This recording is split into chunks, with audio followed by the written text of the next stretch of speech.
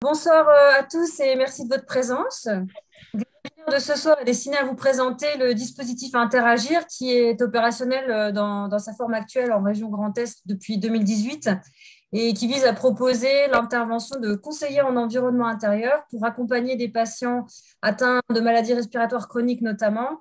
Et c'est un dispositif qui est soutenu par l'Agence régionale de santé Grand Est dans le cadre du plan régional santé-environnement.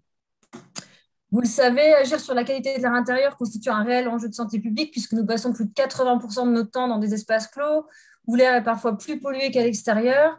C'est d'autant plus vrai pour les personnes qui sont fragilisées par des maladies respiratoires et la crise Covid nous aura également rappelé l'importance de la qualité de nos environnements intérieurs pour notre santé.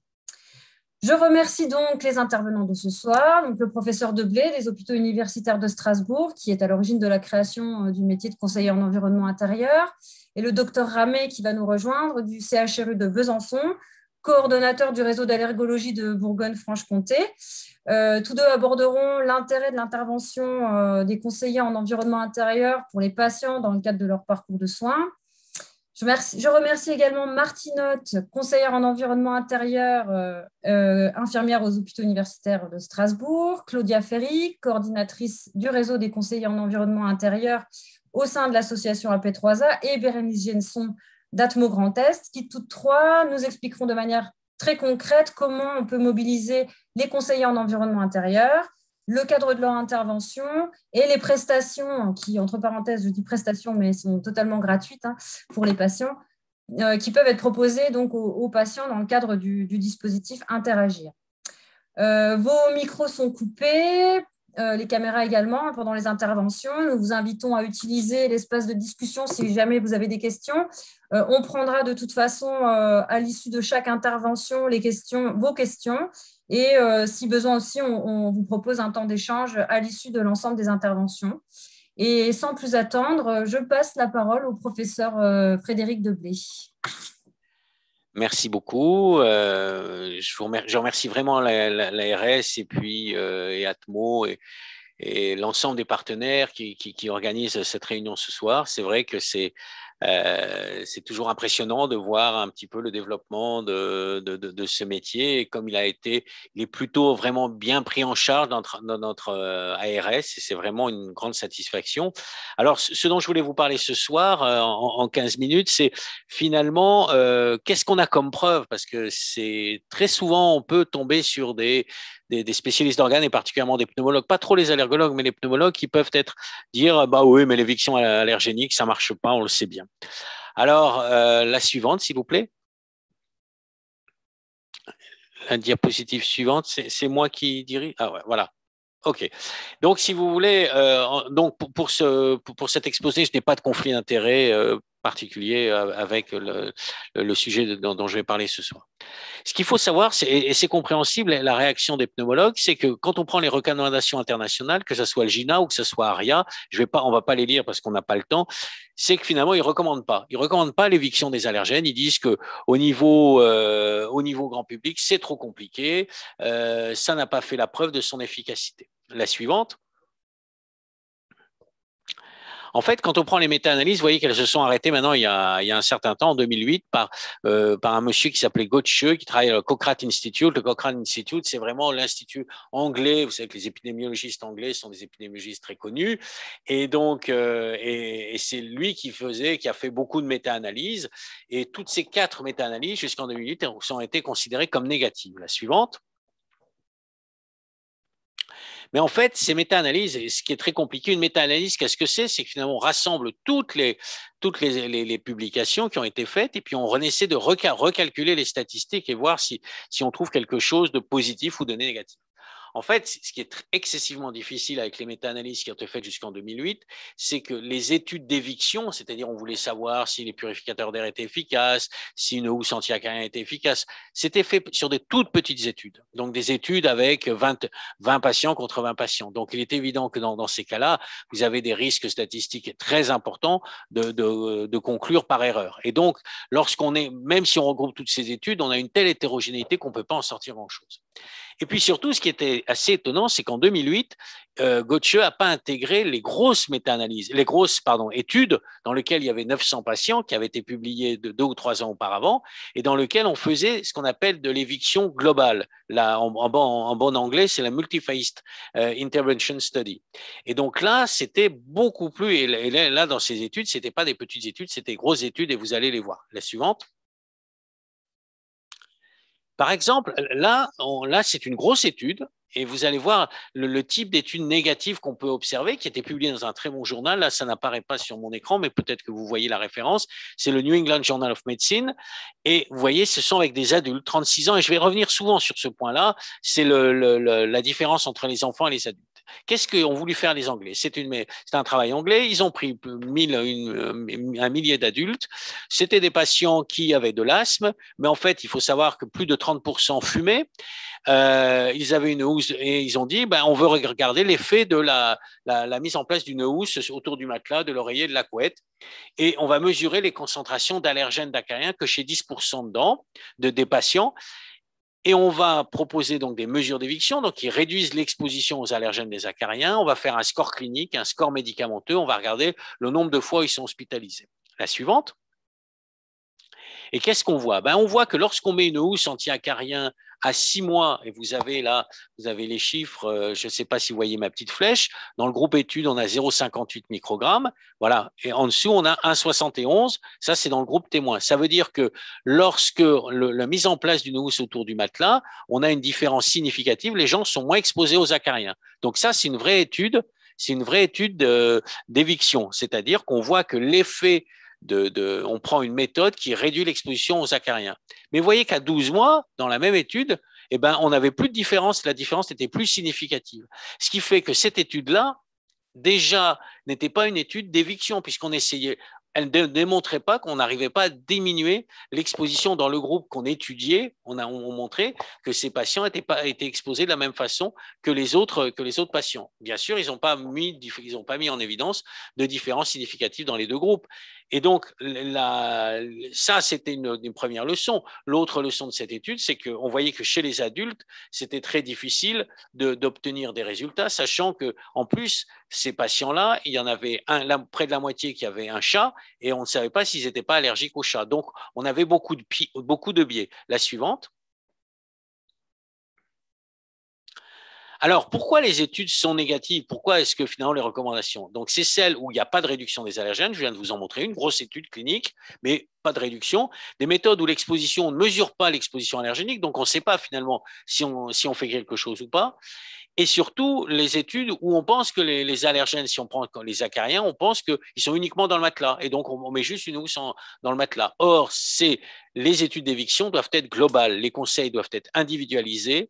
Et puis, il existe des polluants non allergéniques. Il faut bien comprendre que l'environnement intérieur, c'est un biotope. C'est-à-dire que vous avez les allergènes, bien sûr, qui vont agir chez des enfants qui ont un asthme allergique. C'est les principaux agresseurs. Mais il va y avoir des cofacteurs, comme les polluants chimiques, par exemple, les huiles essentielles ou des composés organiques. Et puis, la réponse à l'allergène varie d'un sujet à l'autre. La suivante. Alors ça, c'est l'étude qu'on a faite, c'est notre étude Princeps qui a été publiée en 2003 pour valider au moins l'intérêt des conseillères en environnement intérieur. Vous voyez, il y a deux groupes. Le groupe A, c'est le groupe où il n'y a que les allergologues tout seuls et le groupe B, c'est les allergologues plus le conseiller en environnement intérieur. Et là, ce sont les conseils qui sont donnés aux patients, donc mettre en place une housse, laver les oreillers, et vous voyez que la différence significative, elle ne se fait pas tellement sur la housse, parce que les médecins pensent toujours à dire à leurs patients mettez une housse, mais sur tous les autres petits conseils qui sont aussi très importants. La suivante. Et quand on regarde les concentrations d'allergènes dans les deux groupes, on voit que dans le matelas, dans le groupe A, où donc il y a juste que l'allergologue, la différence, on a une différence de concentration. Le fait de mettre une housse, on a une diminution de l'exposition. Mais vous voyez, dans le sommier, les concentrations sont les mêmes. Dans le sol, les concentrations sont les mêmes. Alors que le delta, enfin la différence avant-après, elle est significative pour les trois supports, c'est-à-dire le matelas, le sommier et le sol, dans le groupe où il y a les conseillères en environnement intérieur. Ce qui est très intéressant dans cette étude, c'est qu'on voit aussi que les médecins donnaient des conseils dans les 3/4 des cas faux. C'est-à-dire que comme ils n'allaient pas au domicile des gens, ils se trompaient sur l'exposition des gens à domicile. La suivante. Alors, comment est-ce que finalement on a démontré clairement le rôle des conseillers en environnement intérieur? Et alors, j'ai fait exprès de prendre exactement le même mécanisme que quand on veut démontrer l'efficacité d'un médicament. On fait d'abord une preuve de concept, et c'est le travail de Carter. Puis après, l'étude pivotale, c'est la grosse étude avec laquelle généralement on obtient l'AMM, et puis des études confirmatoires. Alors, on y va. Et toutes ces études, ça c'est un point important, et je reviendrai là-dessus, portées sur des enfants asthmatiques. La suivante. L'étude de Carter, c'est une étude, vous voyez, 104 enfants, il y a un groupe éviction, il y a un groupe placebo avec une visite à domicile et un groupe placebo sans visite à domicile. Et donc là, c'était des programmes américains pour des populations défavorisées. La suivante. Alors, on met dans le groupe études, ils ont une housse anti-acarien, on lave la literie. Dans le groupe contrôle, il y a une housse anti-acarien placebo et des pièges à blattes inefficaces. Les pièges à blattes, Martine nous en parlera sûrement, c'est des espèces de collants qui collent les blattes, et puis le placebo, on ne faisait rien de particulier. La suivante. Et qu'est-ce qu'on voit? On voit que dans le groupe actif, donc ça, c'est le nombre d'hospitalisations avant avant le début de l'étude. Donc, il y en avait 1 qui a été à l'hôpital, 7 qui avaient été aux urgences, emergency, et puis 43 qui avaient été hospitalisés. Donc, il y en avait 51 qui avaient eu des événements d'hospitalisation. Donc, c'était des enfants qui étaient vraiment malades. Et vous voyez qu'après l'éviction, il y en avait plus de 34 avec une diminution d'un tiers. Dans le groupe placebo, c'était pareil, on avait une diminution d'un tiers. Pourquoi? Parce que la housse anti-acarien, finalement, la housse placebo, ce n'est pas un vrai placebo, ça marchait quand même. Mais par contre, on a voyé la différence par rapport à rien du tout. Il n'y avait que 6%. Et donc, c'est comme ça que la suivante, il y a eu cette grande étude qui a été faite, qui est vieille comme maintenant, elle est très vieille, elle date de 2004, de Morgan, où là, c'est 937 enfants âgés de 5 à 11 ans, bien définis sur le plan allergologique, et surtout des enfants qui étaient sévèrement touchés. 2 visites aux urgences ou une hospitalisation pour asthme dans les 6 mois précédents. La suivante. Qu'est-ce qu'on voit? On voit déjà que c'est une étude d'éviction, puisque quand on prend les mesures d'éviction globales, comme une conseillère en environnement le fait, vous voyez, ça c'est l'année 1 et l'année 2, puisque si vous voulez, en fait, pour juste refaire en 2 mots l'historique, j'avais présenté notre travail qu'on avait fait en France 2 ans auparavant à l'American Academy, et en fait, ils ont exactement appliqué les conseillers en environnement. Donc, ils ont repris ce modèle. Et donc, en fait, dans l'année 1 et l'année 2, on voit qu'il y a des différences significatives. SABLE-AG1, c'est pour les blattes, DRF1, c'est pour les acariens, DRP1 aussi, FELD1, c'est pour le chat. Et vous voyez, dans différents supports, on a des différences. Dans le groupe éviction, on a une différence significative. Donc, premièrement, c'est une étude d'éviction. Année 1, année 2, on arrive à réduire l'exposition par rapport au groupe contrôle. Deuxièmement, la suivante, et ça, c'est le résultat le plus important, c'est que c'est cliniquement pertinent. Nous, on ne l'avait pas démontré dans notre étude. On avait juste montré l'intérêt des conseillères, mais on n'avait pas fait l'étude clinique. Et on voit que ce qu'il faut regarder, c'est le nombre de visites en urgence, une diminution de 13%, ce qui est très important. Le nombre de jours de classe manqués pour asthme, 20%. Et le nombre de jours le nombre de jours sans symptômes, il y avait une réduction de 19%. Donc, c'était hautement significatif. La suivante. Et enfin, le troisième point tout à fait intéressant, c'est que plus vous réduisiez l'exposition aux allergènes, plus les gens allaient mieux. Autrement dit, moins ils avaient de symptômes. On leur téléphonait par 15 jours, donc moins ils avaient de symptômes, ou moins ils étaient hospitalisés. Donc on avait, 1, démontré que c'était l'éviction, 2, que ça marchait cliniquement, et 3, plus on réduisait, mieux allaient les gens. La suivante. Alors, on va aller beaucoup plus vite parce que ça, c'est une étude de confirmation, c'est l'étude de Krieger, 274 enfants. La suivante, en fait, c'est juste pour comparer l'éviction globale, donc des conseillères en environnement Scalfeux, ou spécifique, juste la housse anti-acarien. Et on voit qu'avec l'éviction globale, on est plus efficace sur les visites en urgence, sur les jeux sans activité, sur la limitation de l'activité durant les 2 semaines précédentes. La suivante. Donc, si vous voulez, c'est encore un élément qui confirme l'intérêt de l'éviction globale. Enfin, là, il s'agit d'une étude. Alors ça, c'est une étude, oui, c'est une étude négative. Je voulais vous montrer pourquoi. Vous voyez, c'est des enfants et des adultes. La suivante. On regarde, on veut voir si on arrive à réduire la prise de corticoïdes, la prise de médicaments. Et vous voyez, il y a 55% d'adultes. La suivante.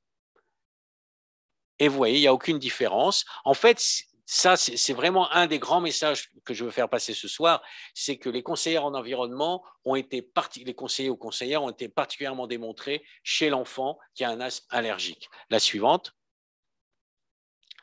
Et là, c'est juste pour vous montrer des études en ouvert. Là, c'est une étude américaine qui montre une efficacité importante. Vous voyez une diminution de 86% du nombre de visites aux urgences. Enfin, et ça, c'est l'effet des études en ouvert, c'est-à-dire qu'elles ne sont pas contrôlées. Donc, on a un effet très important. La suivante. Et là, juste, je crois que j'ai mis une étude française. Alors, donc, c'est pour vous dire qu'aux États-Unis, c'est pris en charge. Maintenant, il y a des programmes dans certains États d'assurance. Donc, les conseillères en environnement sont remboursés, ce qui n'est toujours pas le cas en France, malgré ça fait maintenant 31 ans que nous avons créé le métier et c'est toujours pas remboursé en France. La suivante. Et par exemple, en Bourgogne, vous voyez 546 patients, la suivante. Et on voit aussi un effet très important, 63% qui expriment une amélioration, 15% affirment mieux respirer. Donc, on a vraiment un effet. Donc, on a un effet. La preuve de concept, on l'a montré. L'étude pivotale, elle est positive. L'étude confirmatoire, elle est positive. Après, ce qu'on appelle des études en ouvert qui confirment dans la vraie vie, on encore confirmé ça. La suivante.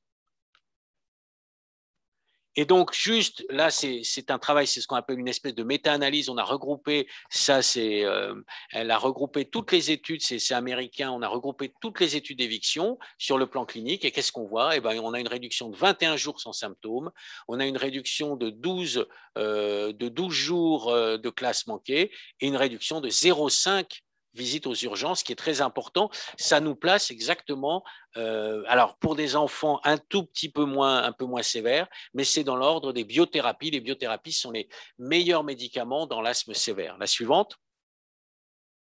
Voilà, c'était pour vous montrer ça. Ça, c'est obtenu avec une biothérapie. Vous voyez, 0,5, c'est à peu près la réduction des exacerbations. La suivante. Alors, c'est juste pour vous dire que la même équipe anglaise qui avait montré, je vous ai montré cette étude chez l'adulte qui ne marchait pas, on fait une étude chez l'enfant. 434 enfants, d'âge moyen 7 ans. Ils ont mis nous anti-acariens, ils ont regardé les exacerbations sévères et la nécessité d'une hospitalisation, des visites en urgence. La suivante. Et là, qu'est-ce qu'ils ont obtenu? Ils ont obtenu déjà une vraie étude d'éviction, c'est-à-dire que le groupe actif, après recrutement, vous avez une diminution, puisque c'est là, après 12 mois, là, c'est une diminution significative, alors que là, vous n'avez pas de diminution, ça, c'est les flèches bleues. Je ne sais pas si vous voyez, il faut regarder les barres bleues, et vous voyez, il n'y a pas de différence, alors que les barres pointillées, il y a une différence entre les deux. La suivante, et surtout, ils ont obtenu une amélioration très importante puisqu'ils ont une diminution des hospitalisations et ils ont ce qu'on appelle ils ont une diminution de 45%. Donc, c'est-à-dire que c'est très important. Le hazard ratio à 0,55, c'est très, très important. Ça veut dire qu'il y a une efficacité très importante. Quand on regarde pour certains médicaments, on n'obtient jamais des chiffres comme ça. La suivante. Alors, donc ça, c'est juste pour vous montrer la courbe de Kaplan. Voilà, c'est pour vous montrer la différence qui est vraiment tout à fait claire. Là, c'est vraiment très important. La suivante. Alors, comment progresser? La première chose, c'est déjà le phénotypage des enfants. C'est-à-dire que grâce aux travaux, par exemple, de la cohorte Paris, donc de Jocelyne Juste, on sait qu'on a, quand on se met à regarder un petit peu, à essayer de regrouper les enfants par des méthodes statistiques un peu liées au hasard, on s'aperçoit qu'on a 3 groupes chez les enfants de 6-12 ans, ceux qui font des exacerbations sévères, qui ont des allergies multiples, ceux-là qui sont très sensibilisés aux pneumoallergènes, ils ont des allergies alimentaires, des eosinophiles. Il y en a d'autres qui ont des asthmes légers, moins de sensibilisation et qu'on arrive à contrôler. Et on voit bien que ces deux-là, l'éviction des allergènes va particulièrement bien marcher. Alors que ceux-là, il y a moins de chances que ça marche. La suivante. Et l'autre point, c'est le phénotypage des logements. Et c'est ce qu'on a fait, nous, à Strasbourg. On a pris 250 patients qui avaient la même étiquette clinique, c'est-à-dire on les avait diagnostiqués, on avait dit qu'ils ont une rhinite et un asthme allergique aux acariens. Mais est-ce que finalement, ils vivent dans le même environnement? Et quand on a été regardé, on s'est aperçu, en gros, là aussi, on a fait des analyses en cluster, et on a vu que les gens qui avaient surtout de la rhinite vivaient plutôt avaient dans des maisons, et surtout, ils étaient exposés à des allergènes, alors que ceux qui étaient asthmatiques étaient plutôt exposés à des polluants chimiques, au tabagisme passif, au tabagisme actif, aux insecticides, aux terpènes, aux produits, donc au sambon, au déodorant. Voilà. Et donc, on voit bien qu'à côté des allergènes, il va y avoir des cofacteurs. La suivante. Donc, pour finir, la prévention primaire, c'est l'éviction des allergènes, même globale, est un échec. Alors, la prévention primaire, c'est-à-dire que c'est la prévention de l'apparition des maladies allergiques. Je ne vous l'ai pas présenté, mais là, je vous le mets en conclusion, c'est-à-dire qu'on ne peut pas proposer aux gens, à l'heure actuelle, un couple qui vient d'avoir un enfant, il n'a pas d'allergie, même si les parents sont allergiques, on n'a pas d'argument pour dire, en enlevant les allergènes en début de vie, on va réduire l'apparition des maladies allergiques. La suivante.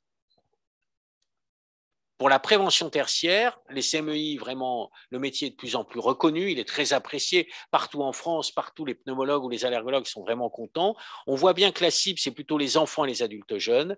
Et on voit bien aussi l'importance de déterminer le phénotype du patient, s'il est plutôt allergique ou plutôt il a des allergies alimentaires, il a de l'eczéma, et aussi les caractéristiques de l'habitat. Donc, ce qui renforce complètement l'intérêt des visites à domicile et d'intérêt des visites à domicile des conseillères en environnement intérieur. La suivante, voilà, j'ai fini. Je vous remercie.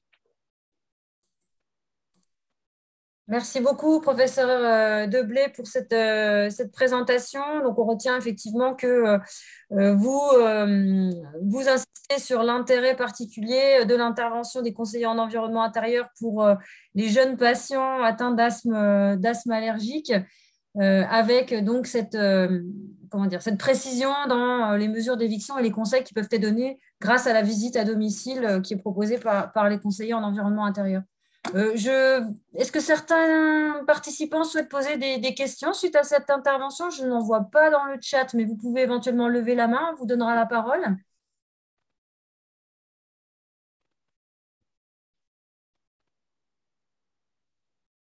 On activera vos micros. Alors, il y a une question de Nicolas Migueres.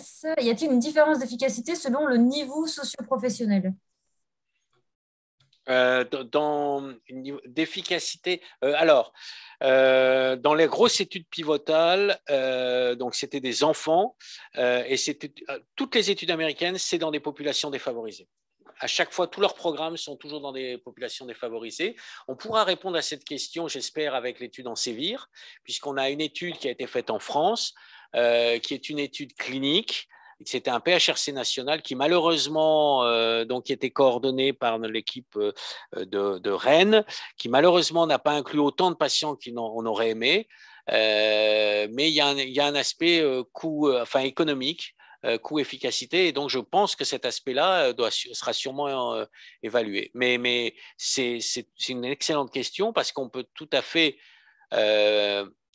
on voit bien en tout cas dans le phénotype des logements qu'avait fait Édouard Viraud, donc on avait publié dans Annales of Allergy, on voyait bien que c'est plutôt les populations un peu défavorisées urbaines où il y avait beaucoup de polluants chimiques, mais il n'y avait pas de différence entre enfants et adultes par contre. On voyait bien que ça avait un effet, en tout cas dans l'asthme, c'était plus des asthmatiques qui étaient exposés, ils étaient moins exposés aux allergènes et plus exposés aux polluants chimiques. Donc montrant bien quand même qu'il y a vraiment il y a une interaction entre les deux. Merci beaucoup. Y a-t-il d'autres questions?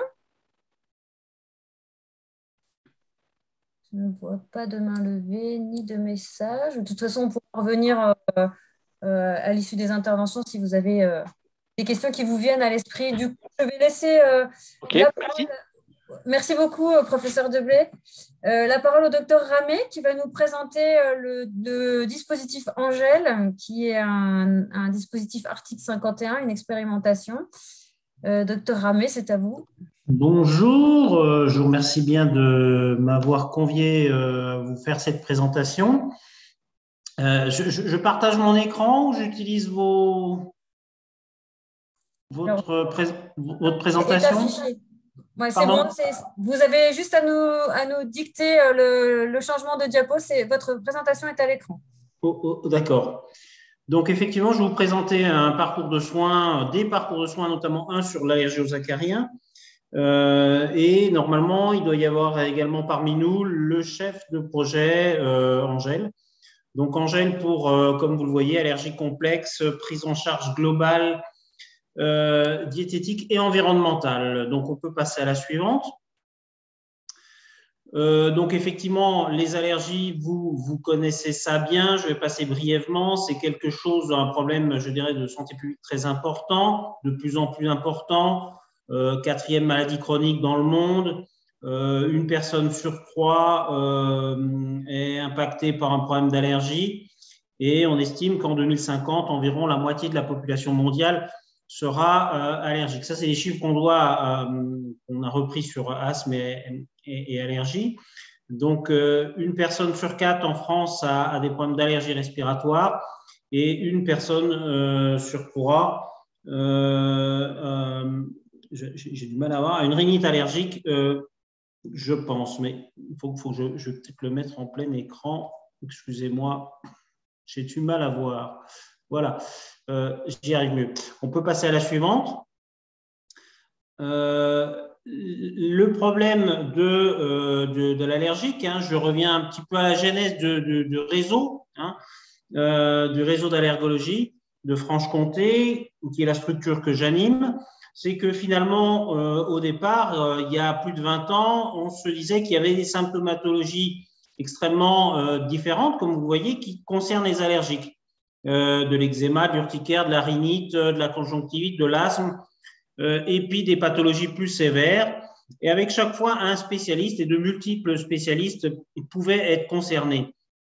Et je ne parle pas bien sûr de la prise en charge, bien sûr, par des généralistes qui n'étaient pas forcément très formés à l'allergologie à l'époque. Ça, bien sûr, c'est une constatation qui était valable à l'époque, qui le sera, je l'espère, de moins en moins, dans la mesure où, effectivement, la spécialité d'allergologie a été créée, qu'il y a de plus en plus de spécialistes, pneumologues, dermatologues et autres, qui sont spécialisés, qui sont formés à l'allergologie. On peut passer à la suivante. Le réseau d'allergologie de Franche-Comté, donc finalement, on avait donc des patients qui sont soit suivis par des allergologues et d'autres spécialistes dans des structures hospitalières ou qui sont pris en charge, je dirais, par des médecins libéraux, allergologues et autres spécialités. Le réseau d'allergologie a proposé assez rapidement une conseillère médicale en environnement intérieur pour les problématiques d'habitat et d'air intérieur. On a également proposé pour les problématiques d'allergie alimentaire une diététicienne spécialisée en allergologie. Il y a eu de façon intermittente actuellement, ce n'est plus pourvu malheureusement, une infirmière d'éducation thérapeutique. Et tout ça est appuyé bien sûr par le médecin coordonnateur qui est en train de vous parler, et puis bien sûr par une secrétaire également. Tout ça, c'est un petit peu l'équipe du réseau telle qu'elle a été créée au fur et à mesure des années, à partir des années 2000, et de façon structurée, de façon plus importante aux alentours de 2005, avec une intervention initialement sur la région Franche-Comté. On peut passer à la suivante. Le réseau, au-delà de proposer des services de prise en charge individualisés pour les allergiques alimentaires, mais également les allergiques aux acariens et les problématiques d'habitat liés à la santé, a collaboré depuis de nombreuses années avec l'Agence régionale de santé, qui n'était pas encore initialement l'Agence régionale de santé, et notamment au travers des plans régionaux santé-environnement. Nous en sommes à clore actuellement le PRSE 3, sachant qu'il y aura prochainement, bien sûr, le PRSE 4. Le PRSE 3, qui est, lui, maintenant Bourgogne-Franche-Comté, le réseau a contribué à travailler sur 3 des 5 axes du PRSE 3, à savoir, on a travaillé sur habitat et environnement intérieur. Il y a un deuxième axe qui s'appelle synergie d'acteurs et un troisième axe qui s'appelait qualité de l'air extérieur et santé. Sur l'axe habitat et environnement intérieur, bien sûr, il y avait une action qui s'appelait améliorer la prise en charge environnementale de l'allergique avec l'expertise du CMEI. Dans les synergies d'acteurs, on a également une action qui consiste à former et sensibiliser aux risques allergiques en collectivité. nos allergiques alimentaires, c'est quelque chose de très différent. Ils vont manger à la cantine, mais finalement, c'est là que se situe un risque parce que finalement, à la maison, les parents, on les forme bien, on les sensibilise bien, mais finalement, ils vont manger en collectivité et c'est là qu'il y a peut-être un risque et qu'il y a un chaînon manquant. Enfin, sur la qualité de l'air extérieur, on contribue également à la surveillance pollinique. Il y a les capteurs polliniques dans la région comme ailleurs. Et on a participé à des actions, notamment sur la prévention de la progression de l'ambroisie en Bourgogne-Franche-Comté.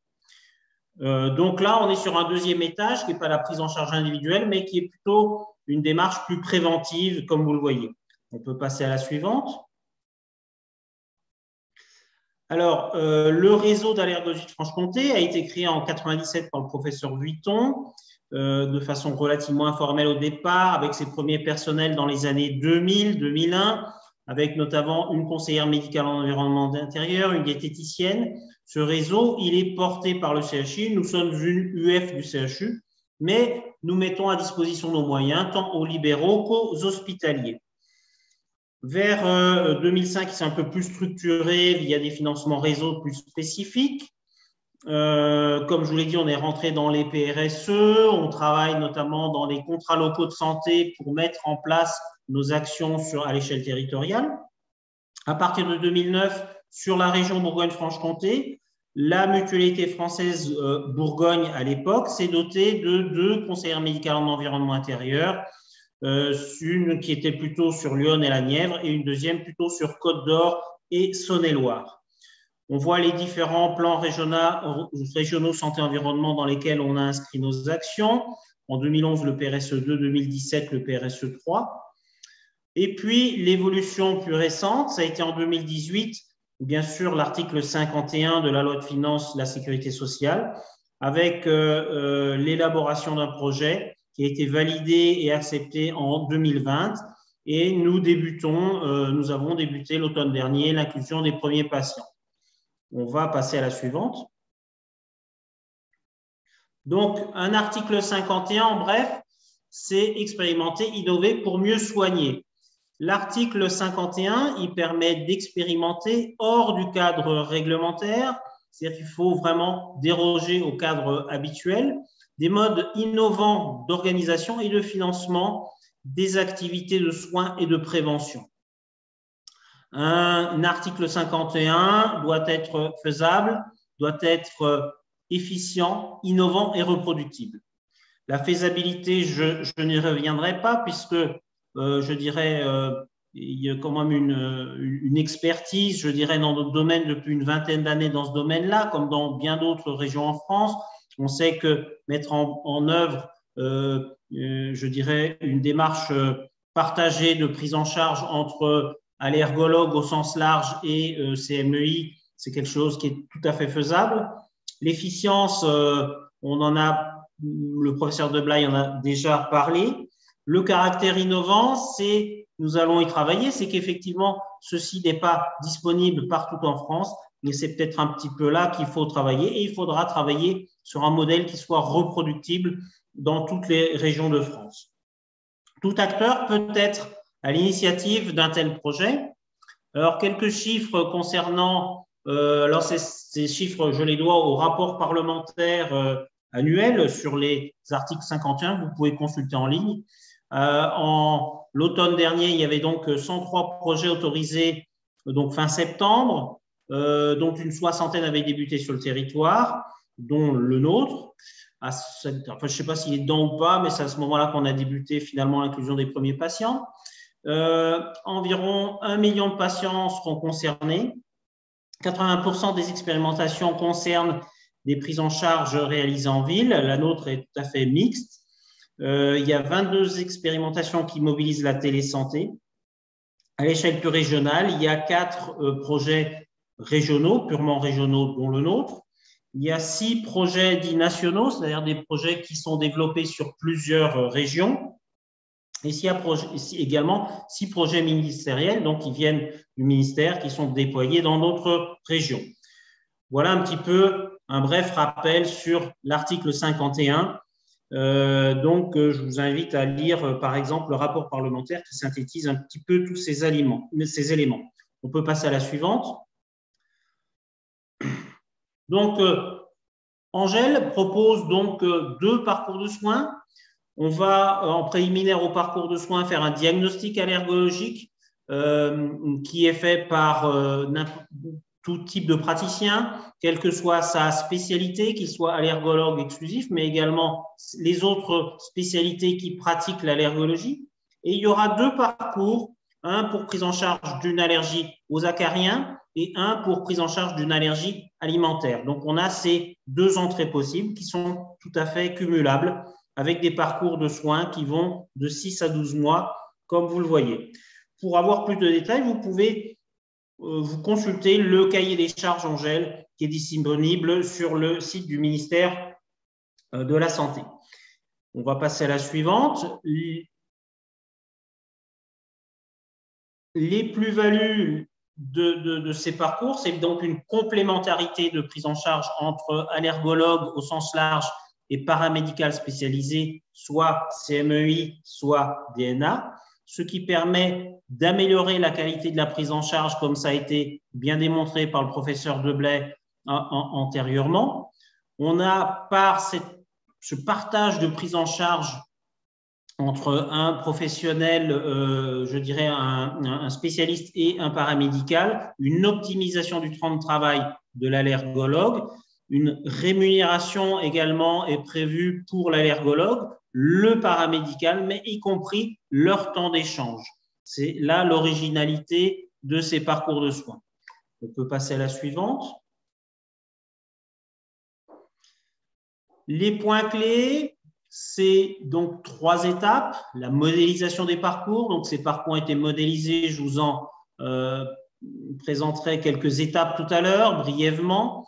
On va aller vers une évaluation de ces parcours où nous bénéficions, étant donné que nous sommes article 51, d'un évaluateur externe qui a été mandaté par la cellule article 51 du ministère de la Santé.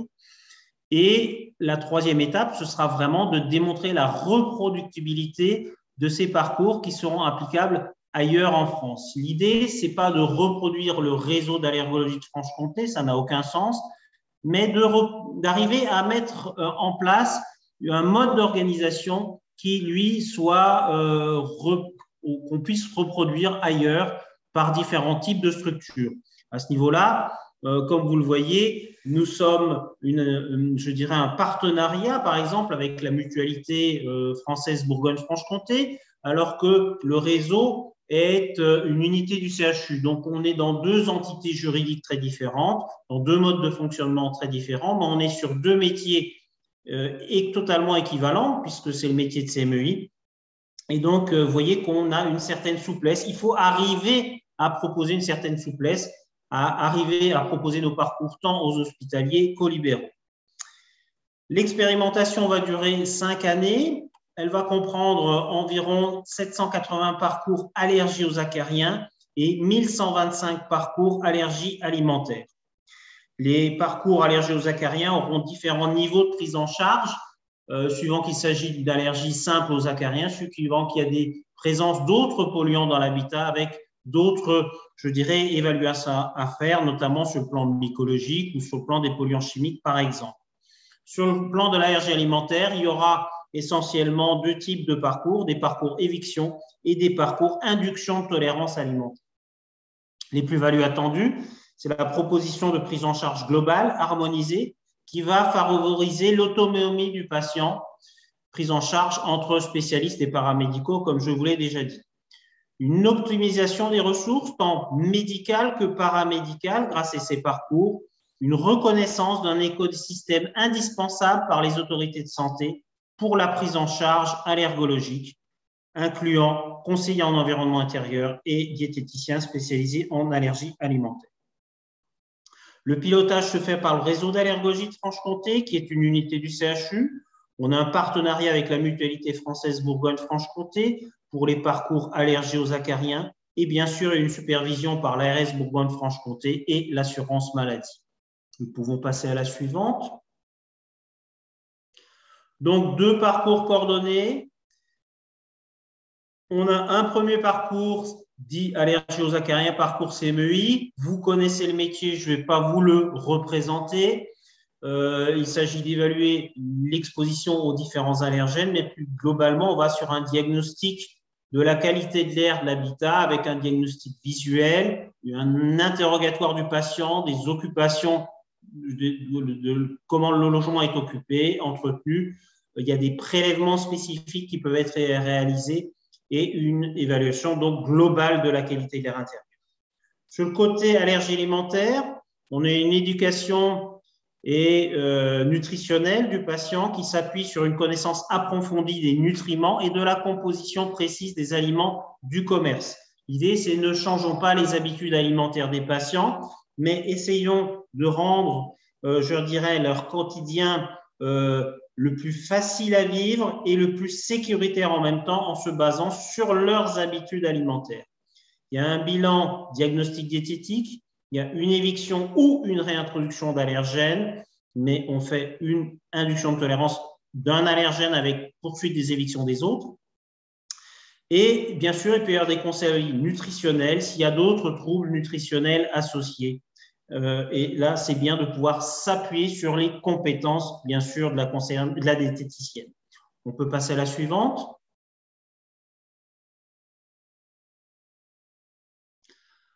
Alors, en ce qui concerne, bien sûr, les parcours allergie aux acariens, il y a au préalable un questionnaire, il y a des prélèvements, des analyses, des mesures, et on doit pouvoir, et c'est notre chance depuis que nous offrons ce service, de pouvoir s'appuyer sur des professionnels rompus dans ces domaines-là, notamment le laboratoire de mycologie du CHU, en cas de présence de moisissures, qui peut faire des cultures tout à fait pointues et qui procède d'une expertise dans ce domaine-là par rapport aux habitats allergiques, mais qui possède une expertise dans ce domaine-là qui est issue également de toutes les autres pathologies pulmonaires, notamment les pneumopathies d'hypersensibilité, bien connues dans notre région par le poumon de fermier.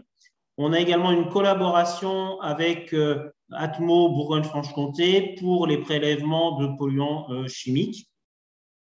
Et donc, les conseils d'éviction, comme l'a dit monsieur le professeur Deblay, vont être extrêmement larges, globaux. Ils ne vont pas s'intéresser uniquement aux acariens et aux allergènes, mais on va aller beaucoup plus loin pour limiter la présence des irritants, sachant qu'en général, quand on confine un logement, bien sûr, on va confiner les allergènes, mais on va confiner tous les polluants, tous les irritants, et c'est certainement ce cocktail-là qui est très péjoratif également pour nos patients.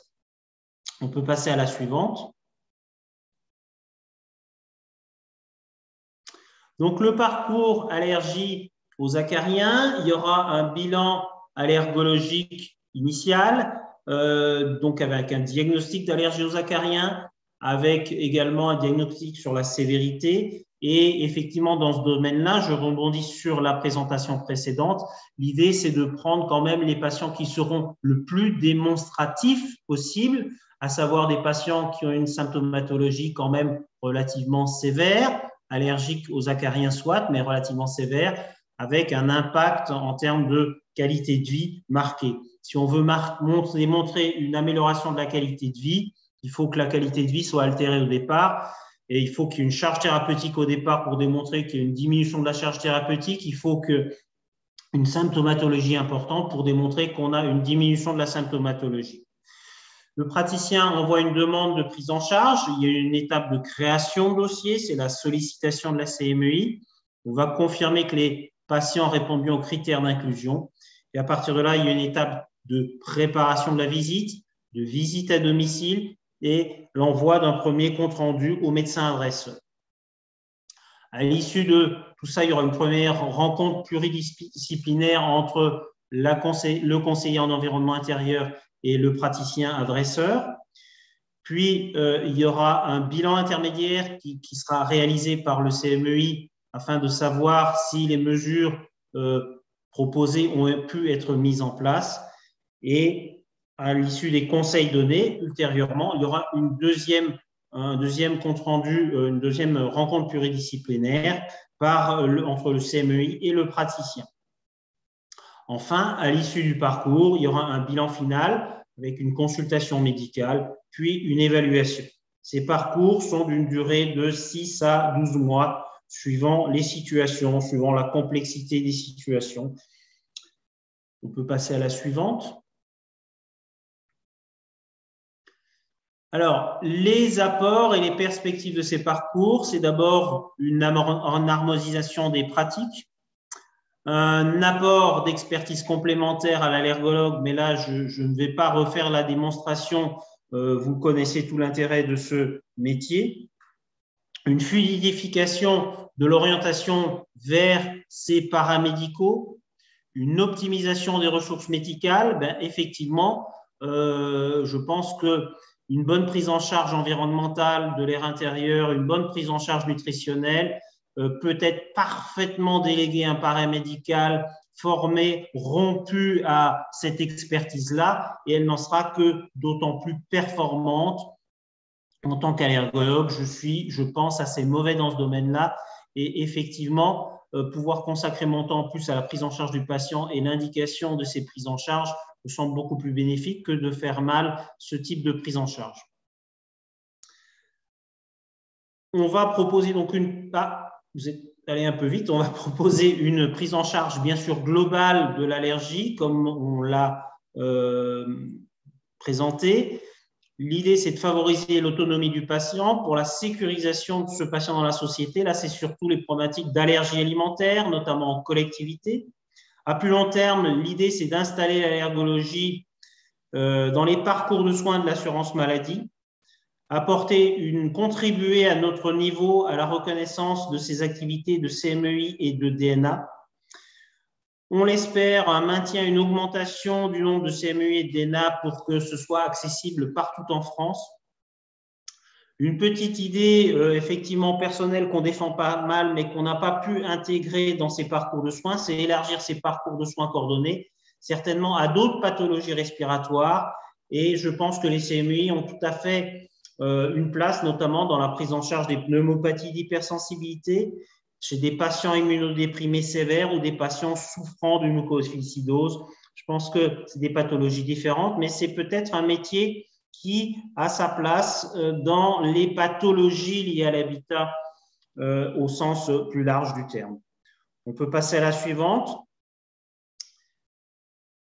Je vous présente donc l'équipe du projet, à savoir Youssef Chali qui doit être présent parmi nous, qui est notre chef de projet, notre secrétaire Colette Mellet, Agnès Mignotte qui est assistante de gestion à la mutualité française, donc sur également une tâche administrative. On a notre équipe de diététiciennes, Angélique Doc et Hélène Rigaud qui sont diététiciennes et au réseau d'allergologie de Franche-Comté et au CHU.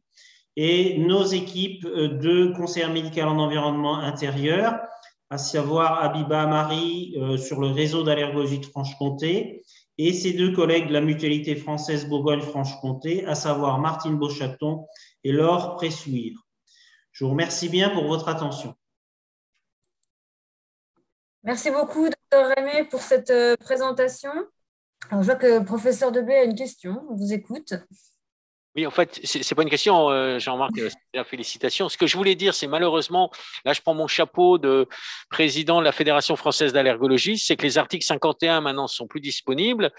Nous sommes en train d'organiser au niveau, en travaillant avec la DGOS, et vous allez voir, vous, au niveau des ARS, voir arriver peut-être une instruction pour l'organisation des unités transverses d'allergologie.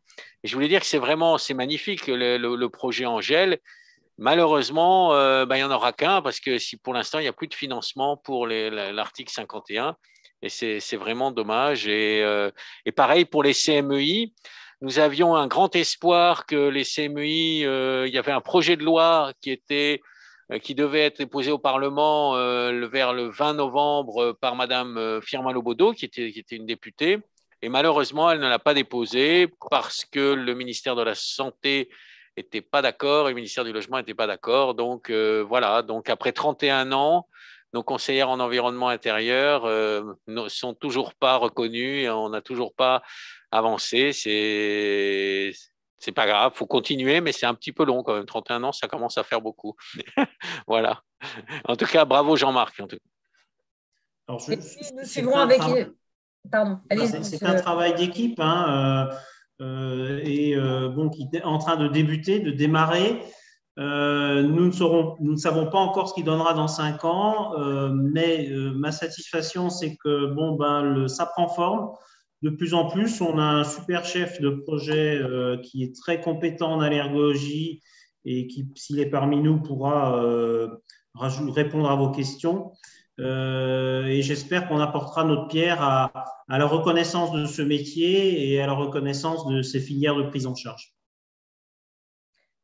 Nous suivrons avec intérêt le développement de cette expérimentation et les suites qui y seront données parce que effectivement, c'est toujours intéressant de voir qu'on peut impliquer pleinement le conseiller en environnement intérieur dans le parcours de soins du patient allergique. Je vous propose, comme on a pris un tout petit peu de retard, qu'on enchaîne tout de suite sur la présentation du dispositif existant en Grand Est. Et puis qu'on prenne toutes les questions à l'issue, puisque vous verrez, il y a des similitudes dans le dispositif Interagir Grand Est et dans l'organisation qui existe aussi et qui est coordonnée par l'ORAFT en Bourgogne-Franche-Comté. Je laisse la parole à Martinotte. On essaie de passer assez rapidement, peut-être, Martine, sur les points qui ont déjà été présentés par monsieur le professeur Deblé et le docteur Ramé. Merci beaucoup, Stéphanie. Bonjour à tous. Donc, on va voir concrètement ce que fait le conseiller en environnement intérieur au domicile. Diapo suivante. Donc, c'est une visite qui est proposée uniquement sur prescription médicale. Donc, ça, c'est vraiment essentiel pour savoir où on va et pour avoir des bases solides pour intervenir. Donc, c'est un audit qu'on propose dans l'environnement du patient avec différents paramètres qui sont mesurés, température, humidité relative et bien sûr les polluants. Et on va proposer des mesures d'éviction qui seront globales et qui englobent pas seulement les allergènes, mais bien sûr aussi l'ensemble des polluants chimiques qui sont présents dans le logement. Parfois, on peut intervenir dans des structures d'accueil des jeunes enfants ou en milieu professionnel, mais ça suppose bien sûr que les instances compétentes soient d'accord et qu'on ait l'aval du médecin du travail, par exemple, pour les entreprises. En diapo suivante. Donc, on a 2 pans où on intervient. Donc, soit la demande débute par des polluants biologiques et on verra les polluants qu'on aborde ou la pollution chimique. Diapo suivante. Donc, c'est vrai qu'on aura beaucoup de diapo suivantes de demandes pour les patients qui sont allergiques aux acariens parce que c'est le principal pneumallergène de l'environnement intérieur. Diapo suivante. Donc, on a un outil qui nous permet au domicile d'évaluer l'exposition du patient, mais surtout, on va regarder les paramètres qui vont favoriser la prolifération des acariens, température, humidité et bien sûr le renouvellement de l'air. Donc, vous connaissez peut-être maintenant ces petits appareils qui s'appellent un Classer qui va mesurer le niveau de confinement en mesurant le taux de CO2 qui est présent dans l'air. En fonction des mesures, diapo suivante, on va pouvoir affiner les recommandations et voir l'ensemble de l'environnement du patient dans la chambre, mais aussi dans le séjour. Diapo suivante. On aura des demandes aussi par rapport à des patients qui sont allergiques à des animaux de compagnie, chats ou chiens. Donc, quand le chat ou le chien sont présents, l'idéal, bien sûr, ça vous vous en doutez, c'est de se séparer de l'animal, ce qui en soi est facile à dire, mais pour les patients souvent difficile à réaliser. Donc, on va essayer de trouver une alternative pour que le patient soit le moins exposé à l'allergène. Par exemple, ne pas faire entrer l'animal dans la chambre où on a l'exposition la plus directe et la plus prolongée. Diapo suivante.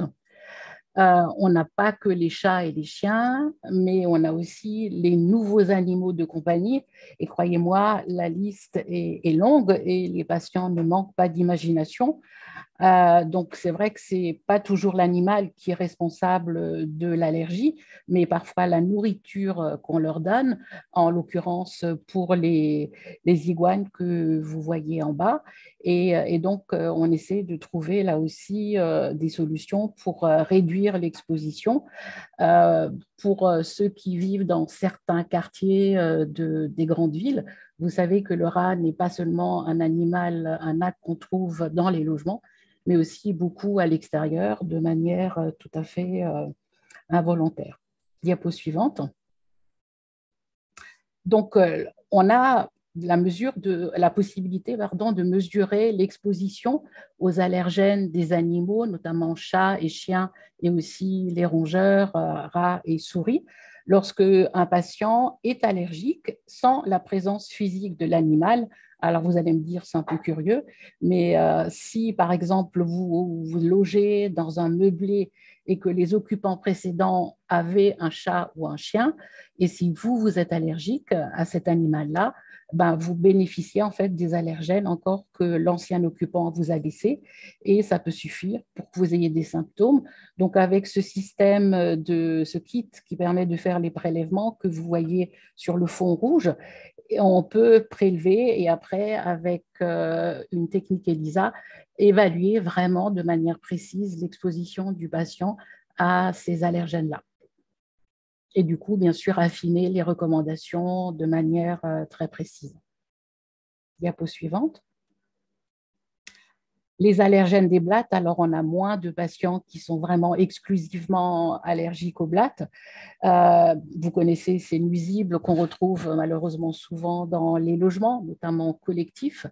Ça a pour conséquence que les patients utilisent pas mal de produits, notamment des insecticides, qui peuvent majorer les symptômes. On a même eu des situations où l'utilisation répétée de 3 bombes d'insecticides, vous voyez, donc c'est quand même beaucoup sans aération, a fini aux urgences. Monsieur Deblé vous a parlé des pièges à blattes, ce que vous voyez sur la diapo complètement sur votre droite. Donc, c'est effectivement des attractifs alimentaires et de la colle qui permet de fixer les blattes. Ça permet d'avoir une idée de la contamination et aussi d'apprécier l'efficacité des traitements qui sont entrepris. En tout cas, sachez que systématiquement, le bailleur propose au moins un traitement par an. La difficulté, c'est que les gens n'ouvrent malheureusement pas toujours et donc l'efficacité de ce traitement ne sera pas optimale. Et si vous avez ce souci-là, vous pouvez toujours redemander donc une nouvelle intervention et ça se fait sans aucun problème dans les logements collectifs. Diapo suivante. Ce qu'on retrouve aussi beaucoup au domicile de nos patients et peut-être plus que par le passé, Monsieur Deblé vous disait qu'on a maintenant plus de 30 ans de recul, c'est les moisissures. Donc là, vous avez 2 exemples très différents. Donc sur votre gauche, c'est vraiment un logement qui est insalubre avec des grosses difficultés socio-économiques aussi. Donc, trouver des solutions, ce n'est pas toujours simple. On travaille avec différents partenaires comme l'ARS ou les services d'hygiène des villes pour essayer de faire en sorte que les propriétaires fassent les travaux qui permettront d'assainir le logement. Et sur votre droite, vous voyez, c'est le cas d'une maison individuelle où les malfaçons ont été tellement importantes que l'ensemble du mobilier et même de la chambre de cet enfant était contaminé, vous voyez, par différentes moisissures. Et cet enfant dormait donc sous une tente dans le jardin pour pouvoir avoir des nuits sans trop de crise. Et donc là, on a pu obtenir, grâce à l'action du juge et aussi au travail du médecin, que les choses soient améliorées. Diapo suivante. Si on a des moisissures visibles, donc c'est ce qu'on a malheureusement souvent, je vous disais, c'est signe qu'il y a différents dysfonctionnements dans le logement. Alors parfois, c'est des mauvaises habitudes des occupants, donc en termes d'aération et de ventilation insuffisante. Aération, donc c'est tout simplement l'ouverture des fenêtres et pour certaines familles, ouvrir les fenêtres en hiver, c'est un peu difficile parce que pour eux, le chauffage coûte tellement cher. Mais ça, c'est une fausse idée parce qu'un air qui est humide aura une sensation de froid plus importante et on a plus de facilité à chauffer un air qui est sec. Et quand on augmente la température d'1 degré, on augmente la consommation de 7%. Donc, c'est des messages qu'on reprend très souvent avec les familles parce qu'ils ont un chauffage qu'ils trouvent pas adaptés ou insuffisants. Et malheureusement, ils se rabattent parfois sur des chauffages d'appoint, style poêle à pétrole, que vous savez peut-être peuvent avoir des conséquences, notamment en termes d'intoxication au monoxyde de carbone. On a aussi des difficultés par rapport à des isolations qui sont insuffisantes ou mal conçues. Vous voyez, des maisons où on a changé les fenêtres pour des fenêtres PVC hyper étanches sans entrée d'air et par ailleurs, autour, l'isolation n'est pas correcte. Donc, on a ces phénomènes de condensation ou de pont thermique qui vont donner ce que vous voyez sur la photo en dessous, des moisissures autour, par exemple, des cadres des fenêtres. Et à Strasbourg, notamment, où la nappe phréatique est très haute, on a ce problème de remontée capillaire si les fondations ne sont pas bien étanchéisées. Et avec les phénomènes climatiques un peu extrêmes, on a aussi des parties de toiture ou des murs où on a des phénomènes d'infiltration. Et on voit de plus en plus dans les nouveaux lotissements des constructions avec des toitures terrasses. Alors, esthétiquement, c'est peut-être sympathique, mais ce n'est pas toujours adapté à nos climats. Et surtout, lorsque c'est mal conçu, ce qu'on voit de temps en temps, les phénomènes d'infiltration sont majeurs avec des moisissures qui apparaissent dans les pièces. Diapo suivante. Alors, c'est vrai que c'est pour vous rappeler que quand on vit dans un logement, on génère forcément de la vapeur d'eau.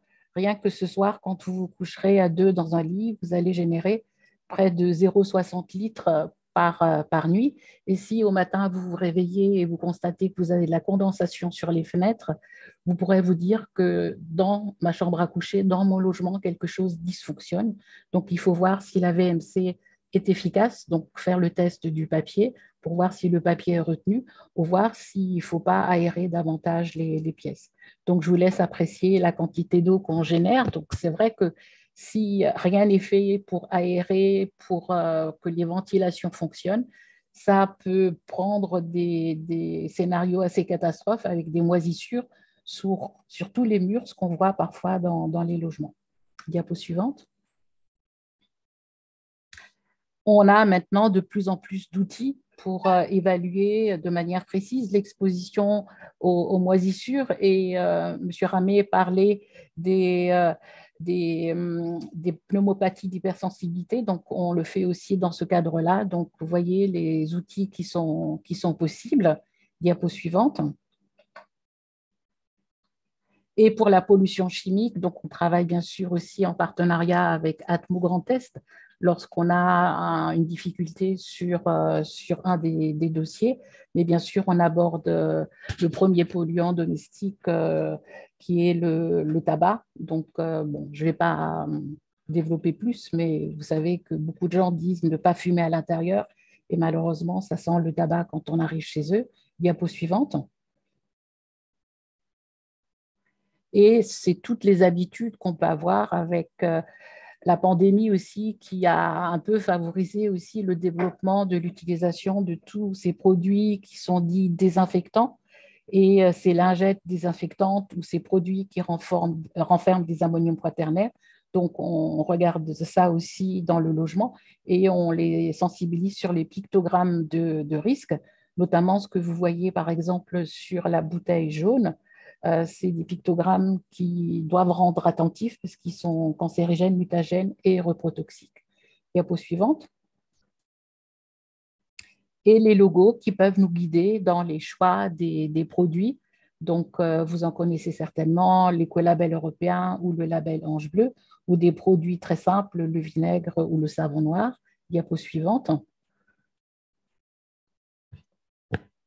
Et donc, dans les habitudes, en fait, tout ce qui permet de parfumer l'air intérieur et qui ne fait que rajouter des composés organiques volatiles qui peuvent majorer les symptômes des patients.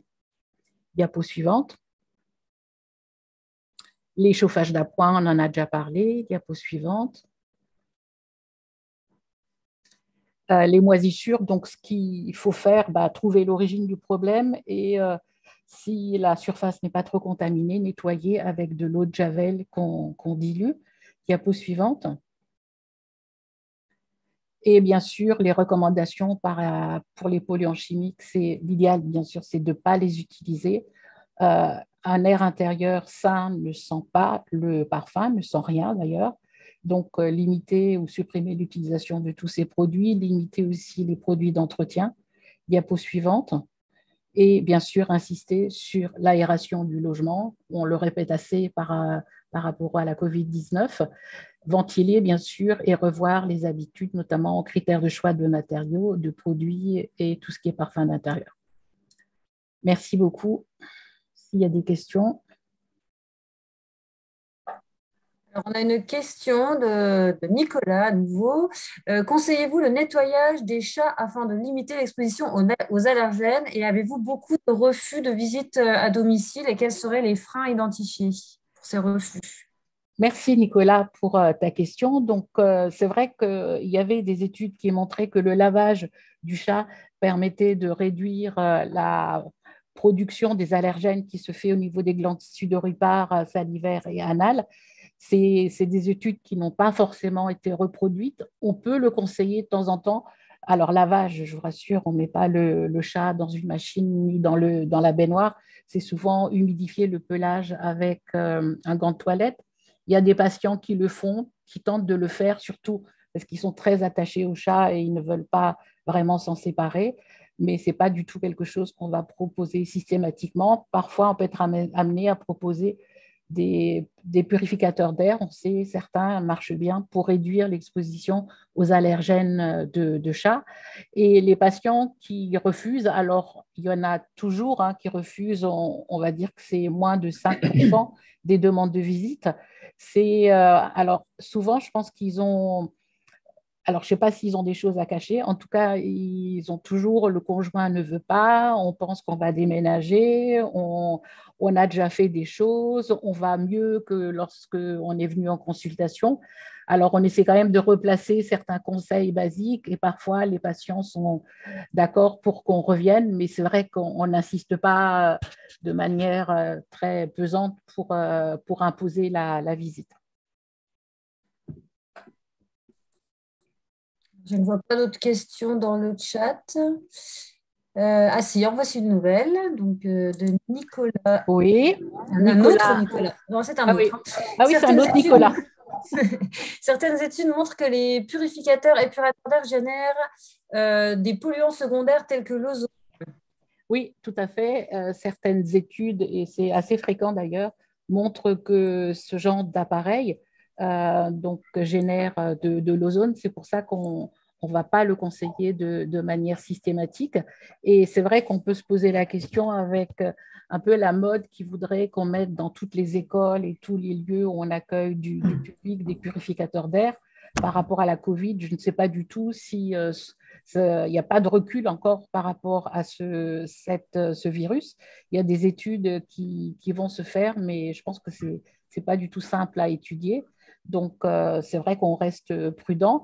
Je crois qu'il y avait une question par rapport aux plantes vertes et aux moisissures, et notamment au Ficus benjamina.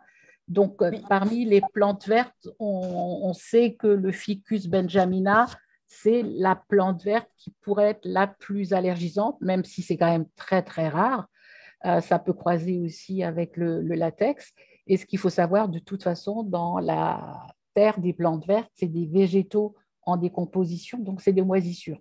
Donc, c'est quelque chose qu'on regarde aussi, et notamment lorsqu'il y a des pathologies, notamment pour les patients qu'on voit qui ont la mucoviscidose, c'est quelque chose auquel on prête attention et on essaie de dire aux patients qu'il faut être raisonnable. Les plantes vertes, on le lit parfois dans certaines publications, ne dépolluent pas. Les travaux qui ont été menés ne sont pas du tout reproductibles dans la vie réelle.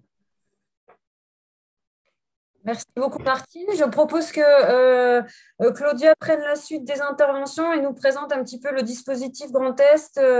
Voilà, comment ça fonctionne, combien on a de CEI, comment on les mobilise. Je te laisse la parole, Claudia. Ok, donc j'ai essayé de faire vite pour le coup, puisqu'on est un tout petit peu en retard. J'attends juste que la présentation se mette en place, peut-être. Donc effectivement, je me présente, je suis Claudia Ferry, je suis la coordinatrice de l'association AP3A qui coordonne le réseau des conseillers en environnement intérieur du Grand Est. Donc je vais vous présenter brièvement un petit peu ce que c'est ce dispositif Interagir et également vous expliquer comment effectuer une demande de visite d'un conseiller. Donc, ce dispositif sur la diapo suivante. Donc, le dispositif Interagir a été créé initialement dans le cadre du projet régional de santé Alsace 2012-2016 à l'initiative des conseillers en environnement intérieur au travers des hôpitaux universitaires de Strasbourg et l'association AP3A, à partir de notre partenaire aussi Atmo Grand Est et de l'Agence régionale de santé qui est le financeur de ce dispositif. Donc initialement, l'objectif de ces différents acteurs, c'était finalement de créer une sorte de guichet unique pour pouvoir répondre et gérer l'ensemble des plaintes ou autres situations imprévues de pollution à l'intérieur de locaux, type logement ou établissement recevant du public. Il faut savoir qu'actuellement, le dispositif Interagir s'est un peu recentré et actuellement, nous intervenons dans le cas de ce dispositif uniquement pour améliorer la qualité de l'air intérieur des logements d'habitation. Pour ce faire, en fait, nous proposons un service de visite à domicile des conseillers en environnement intérieur. Donc, c'est un service qui est à destination des médecins et plus particulièrement de leurs patients qui sont atteints de maladies respiratoires chroniques et d'allergies, afin, comme vous avez pu le voir, que le CEI puisse se rendre au domicile du patient pour identifier les différentes sources de pollution qui peuvent éventuellement impacter la santé du patient dans son domicile et aussi, comme vous l'a dit Martine Hoth, de donner des conseils afin de limiter cette exposition aux polluants et aux allergènes, le but étant d'améliorer leur qualité d'air et le but ultime étant effectivement d'améliorer leur qualité de vie. Donc, diapo suivante. Donc, ce dispositif a été aussi consolidé par la création d'un portail Internet qui est dédié à ce dispositif. Donc, ce portail Internet comprend deux plateformes web interdépendantes, un site grand public qui est accessible donc à tout le monde et qui procure des informations diverses et notamment sur le fonctionnement de ce dispositif. Et vous trouverez également différents contacts associés avec notamment, par exemple, le site des CMUI France. Et il y a aussi une application web à accès restreint qui est uniquement réservé aux personnes, aux professionnels qui s'occupent de suivre et de gérer les différentes demandes qui s'inscrivent dans le cadre du dispositif. Donc, c'est vraiment une base de données qui a été spécifiquement conçue pour répondre aux besoins des CEI. Et donc, ça nous permet finalement de suivre d'une manière très fine le suivi des différentes demandes sur le territoire du Grand Est. Diapo suivante. Donc, qui peut finalement, donc juste petite précision, le dispositif Interagir est uniquement sur le territoire Grand Est, juste pour être clair. Donc, qui peut bénéficier d'une visite d'un conseiller en environnement intérieur? Donc, c'est finalement toute personne qui est atteinte d'une pathologie chronique respiratoire ou pulmonaire, tels que l'asthme ou une BPCO, ou alors une personne qui a des symptômes tels qu'une rhinite, une conjonctivite, qui a une toux chronique, ou alors qui est atteint d'allergies type acarien, moisissure, chat, pollen, etc. Ou même pour des patients atteints d'une mycoviscidose qui présentent une ABPA, ou finalement toute autre personne qui semble avoir des symptômes qui semblent se déclencher ou s'aggraver au domicile du patient. Nous intervenons aussi dans le cadre du dispositif Interagir pour des personnes qui habitent dans un logement présentant un risque pour la santé des occupants. Autrement dit, dans certaines situations d'insalubrité, nous pouvons également intervenir dans le cadre du dispositif Interagir. Donc, diapo suivante. Donc, pour bénéficier d'une visite d'un conseiller sur le territoire du Grand Est, c'est simple, une simple prescription suffit, comme vous l'indiquait Martine tout à l'heure. Donc, cette prescription peut être établie soit par un pneumologue, un pédiatre, un allergologue, voire un médecin généraliste. Il suffit de compléter un bordereau de demande et il faut savoir que le coût de cette visite est entièrement pris en charge par l'Agence régionale de santé, puisque nous bénéficions d'un financement dans le cadre du plan régional de santé environnement 3.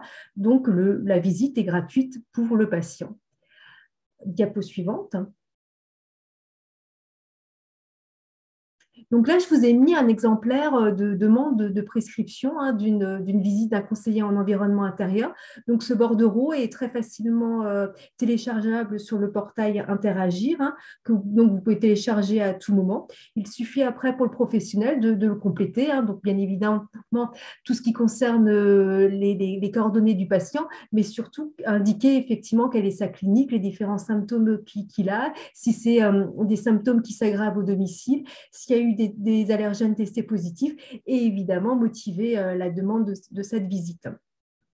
Donc, diapo suivante. Une fois que le professionnel de santé a finalement rempli, complété cette demande, ce bordereau de demande, il suffit de le transmettre à l'association AP3A qui est en charge de centraliser l'intégralité des demandes de visite, quelle que soit la localisation du patient. Donc, vous pouvez transmettre cette visite soit par mail, sachant que nous avons également une messagerie MS Santé, donc une messagerie sécurisée si vous souhaitez pour les professionnels de santé utiliser ce biais-là. Vous pouvez aussi transmettre la demande par fax ou simplement par voie postale. Donc, moi, je réceptionne cette demande et en fait, je vais tout simplement la saisir sous cette fameuse base de données Interagir que nous avons créée spécifiquement pour la gestion des demandes. Et une fois que tout ceci est… Donc, j'ai répercuté les éléments qui sont sur la demande et je vais le transmettre au CUI concerné par cette visite. Donc, sur la diapo suivante, vous allez voir finalement toutes les CUI qui sont à disposition sur notre territoire. Donc, effectivement, aujourd'hui, nous avons 10 CUI, dont une 11e va prochainement intégrer le territoire de la Lorraine. Donc, vous voyez qu'effectivement, le territoire alsacien est fort bien pourvu en CUI, puisqu'on en compte 5. Ça, c'est pour des raisons historiques, parce que vous avez bien compris que ce métier de conseiller en environnement a été créé il y a longtemps sous l'impulsion du professeur Deblé. Donc, ces CUI existent depuis très, très longtemps sur ce territoire.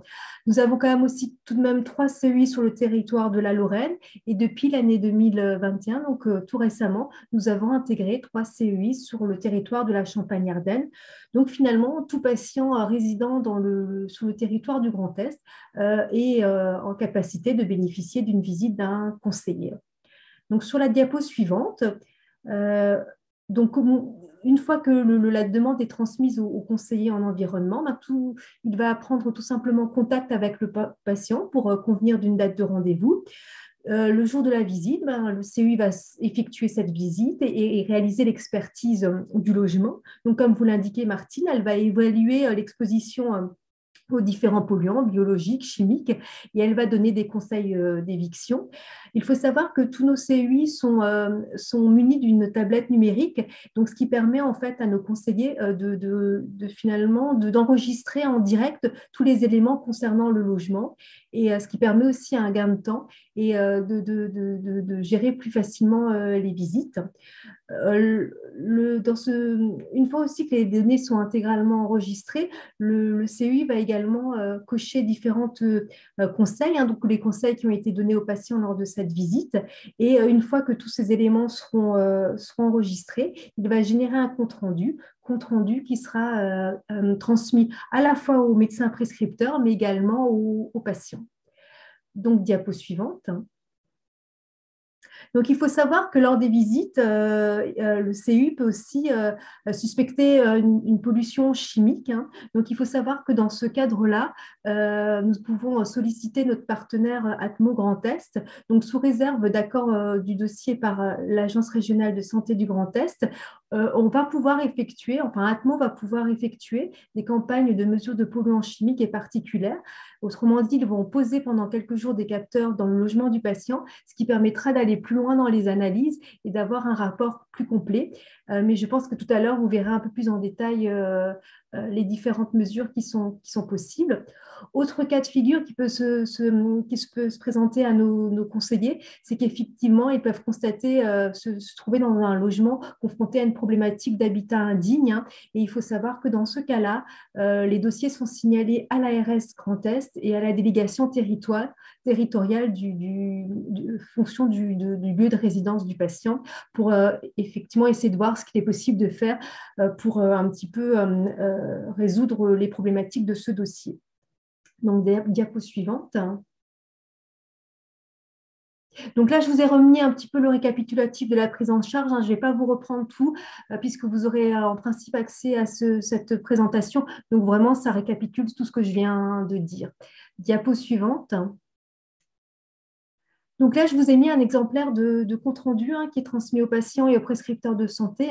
Donc là, j'ai enlevé bien évidemment les coordonnées du patient et du prescripteur, mais sinon, elles figurent tout en haut du compte-rendu. Donc là, moi, vous pouvez regarder, vous pouvez voir que tous les éléments de la demande initiale, à savoir les symptômes, les allergènes, etc., testés positifs, sont répertoriés dans ce compte-rendu, la demande du médecin, le motif de cette demande, et vous voyez directement en dessous les conclusions de les conclusions de la CEI sur la visite, pour permettre finalement au médecin prescripteur qui réceptionne ce bordereau de ne pas forcément avoir à chercher toutes les informations et d'avoir directement une réponse à sa demande. Après, vous voyez effectivement que tous les éléments qui ont pu être enregistrés par le CEI dans le logement sont également répercutés dans ce compte-rendu. Et par exemple, les éléments qui sont un petit peu problématiques du logement sont mis en surbrillance. Par exemple, ici, il y a un dysfonctionnement du chauffage et il y a différents dégâts des eaux qui peuvent expliquer certaines problématiques du logement. Diapo suivante. Là également, il est spécifié qu'il y a l'utilisation d'huiles essentielles et aussi une problématique de stockage d'huiles essentielles. Donc voilà, on essaye de mettre en évidence les éléments essentiels. Et vous voyez aussi qu'il y a une partie description du système de ventilation. Donc là, élément, comme vous avez pu le comprendre, qui est essentiel pour avoir une bonne qualité de l'air intérieur. Donc finalement, on va voir le logement de quel système de ventilation il bénéficie. Est-ce qu'il y en a un ou pas? Ou est-ce qu'il est en fonctionnement ou pas? Est-ce que les entrées d'air sont bouchées ou pas? Donc, ça nous donne déjà des éléments pour voir s'il y a des problématiques à ce niveau-là, au niveau du logement. Pareil, un tout petit peu plus bas, je ne sais pas si vous voyez, il y a tout un pavé mesures et prélèvements où finalement la CUI, lors de sa visite, va effectuer un relevé de température et d'hygrométrie. Là aussi, ça peut être des marqueurs de problématiques du logement, par exemple avec une hygrométrie très, très importante. Et certains prélèvements fongiques peuvent aussi être également effectués si jamais, par rapport à des pathologies particulières des patients, par exemple, s'ils ont une allergie avérée à une certaine souche de moisissure, donc il est intéressant de faire des prélèvements. Diapo suivante.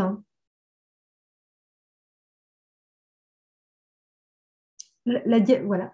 Donc, le rapport conclut par les mesures conseillées, donc ce qui a été dit aux patients lors de la visite.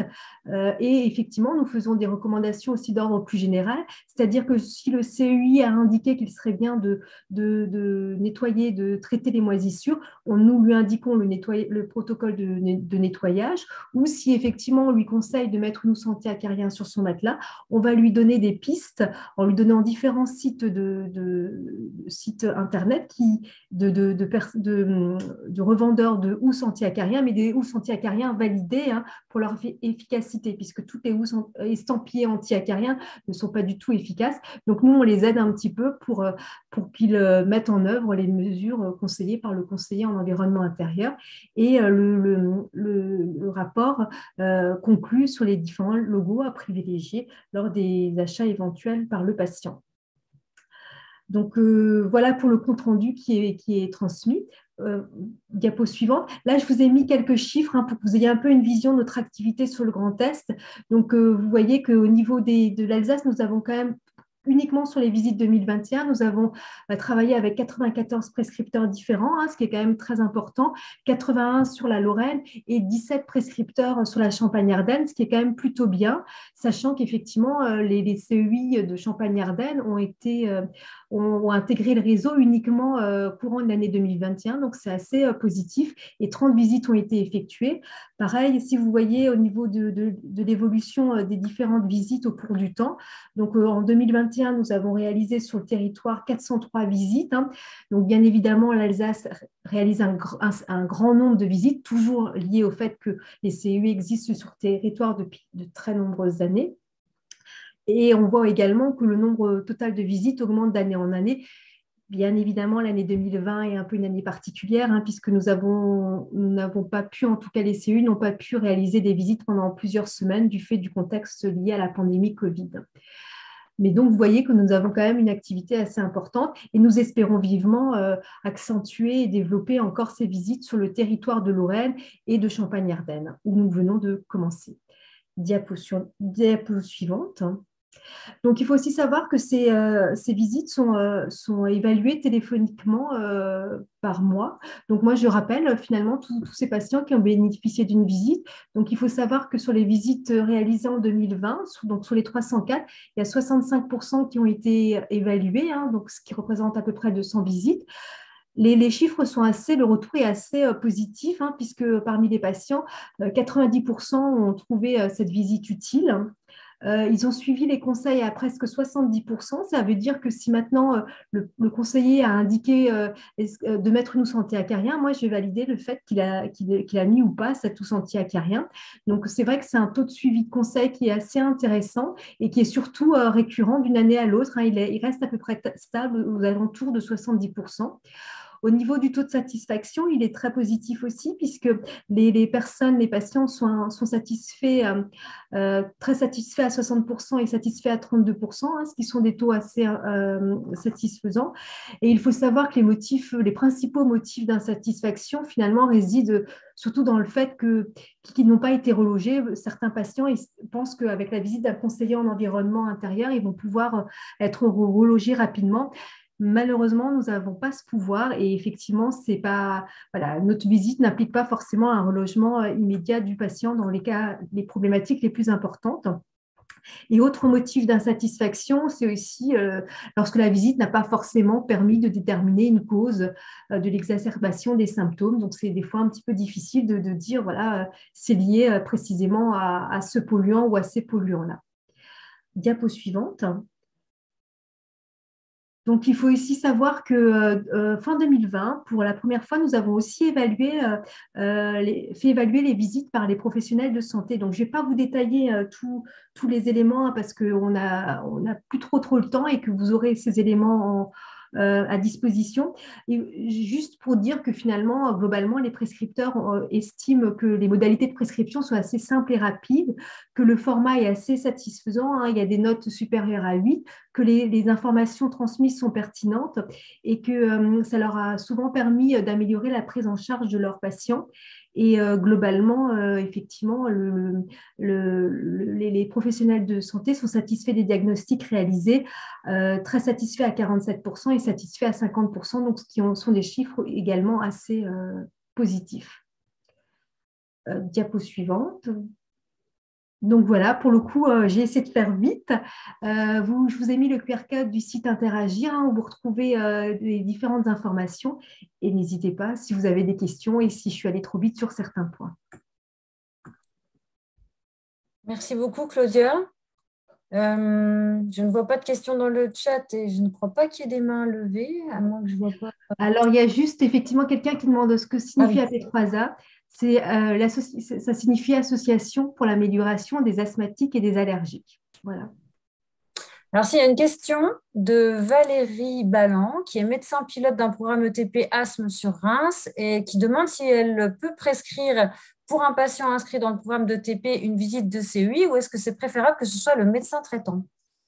Ah non, mais pas du tout en fait. D'ailleurs, on travaille avec le centre hospitalier de Reims et nous avons une CEI qui travaille dans un des services et bien évidemment, il est possible de prescrire en tant de professionnels de santé, de prescrire directement la demande, d'autant plus que, et réalisant le TP dans l'asthme, vous serez beaucoup plus compétente, de connaître le patient, etc. Vous le connaîtrez beaucoup plus que le médecin généraliste qui ne fait pas forcément un suivi aussi poussé au niveau asthme, en fait, ETP asthme.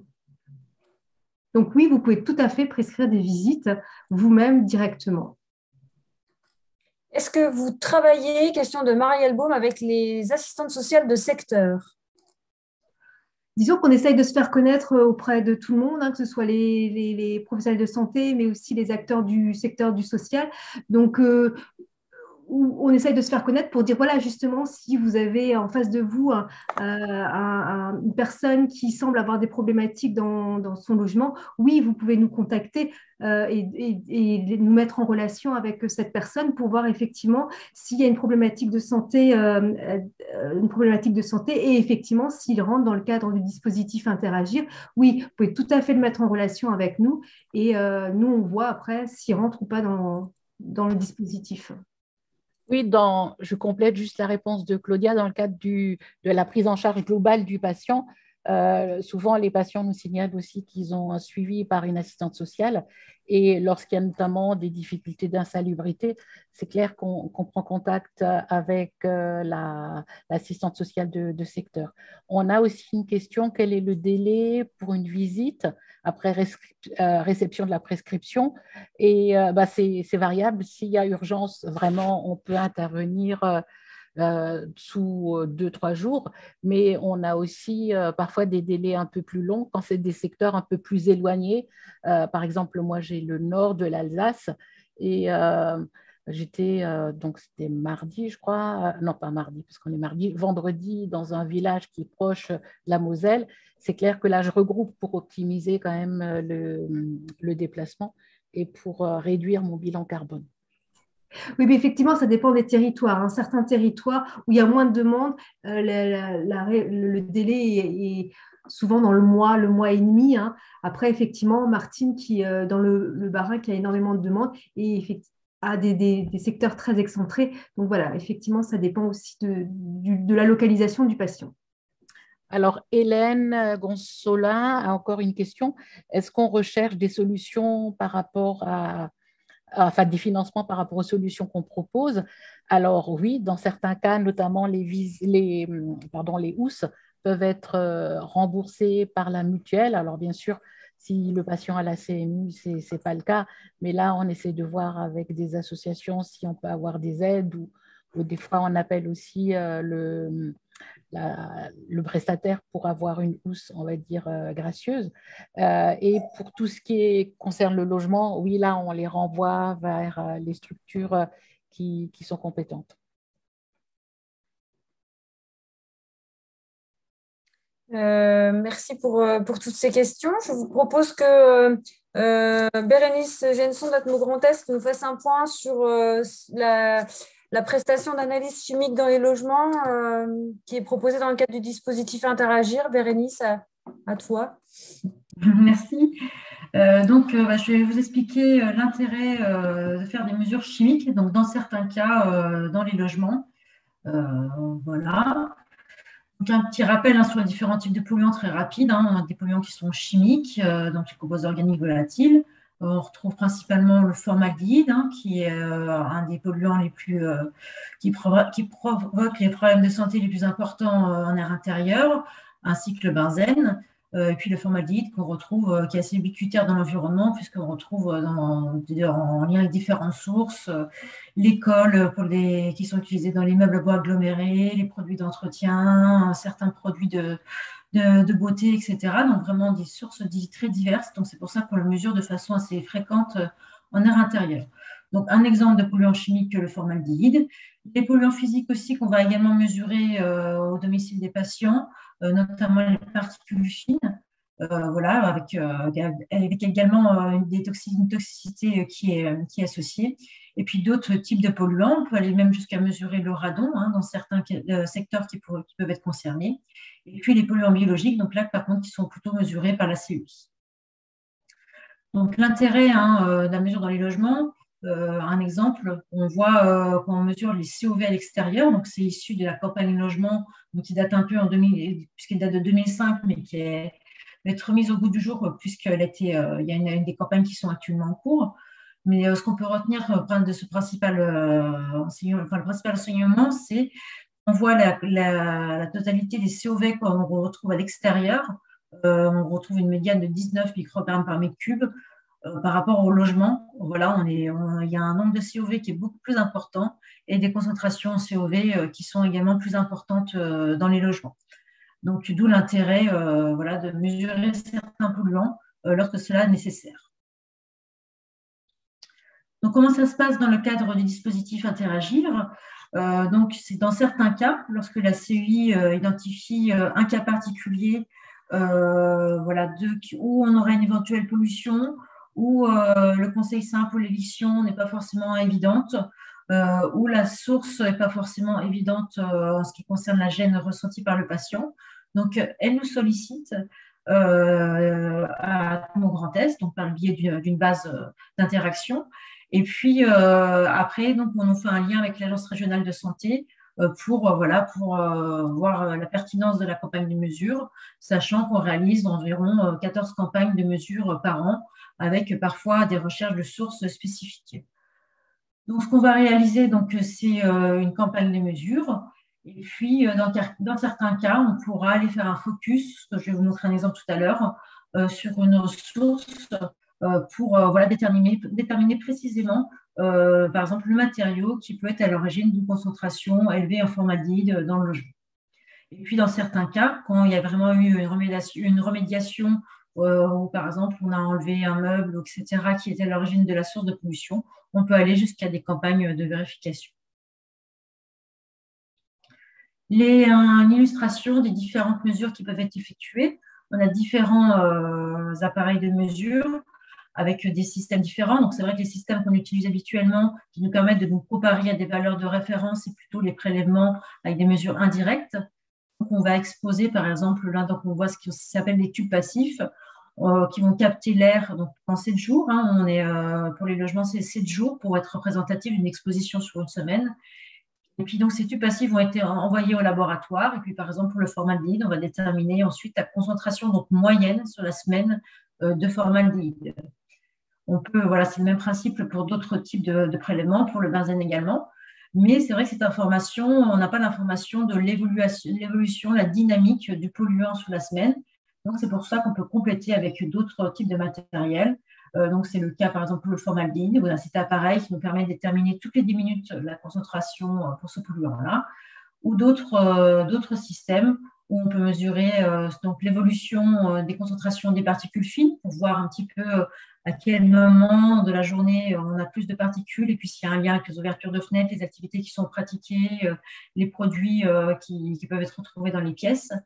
Et également, par exemple, pour les COV totaux, dans les composés organiques volatiles totaux.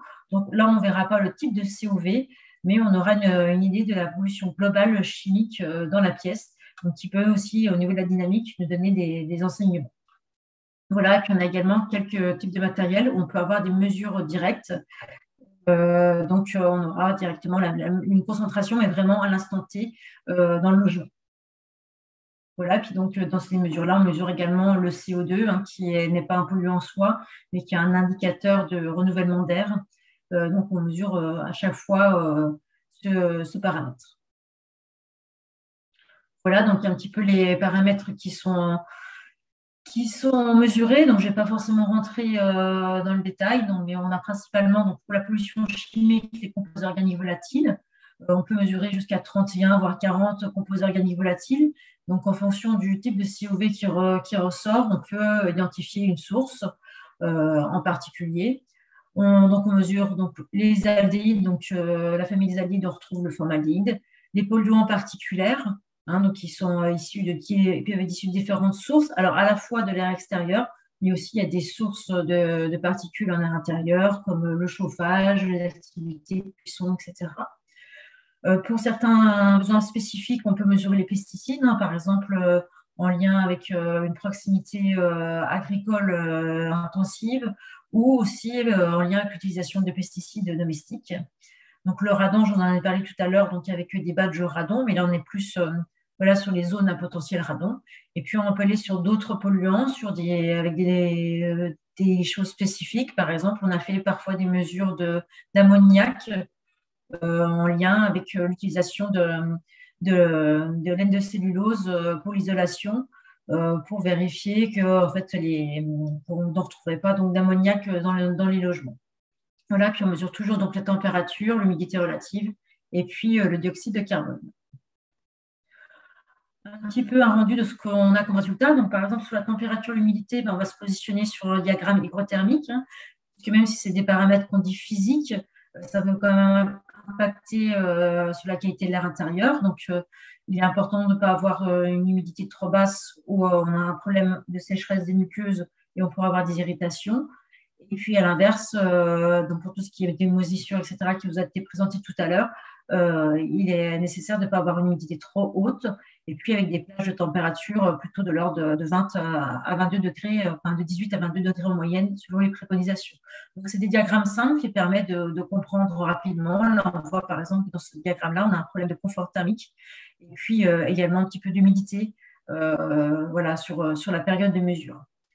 On voit, comme je vous l'avais dit, par exemple, sur l'évolution du CO2. Donc là, on va regarder toutes les 10 minutes. Donc le CO2 qui se mesure en ppm, avec une recommandation du règlement sanitaire départemental qui est à 1000 ppm, où on peut se comparer. Et puis, on peut voir l'évolution. Donc là, on voit typiquement le CO2 qui augmente quand les personnes sont présentes dans les pièces.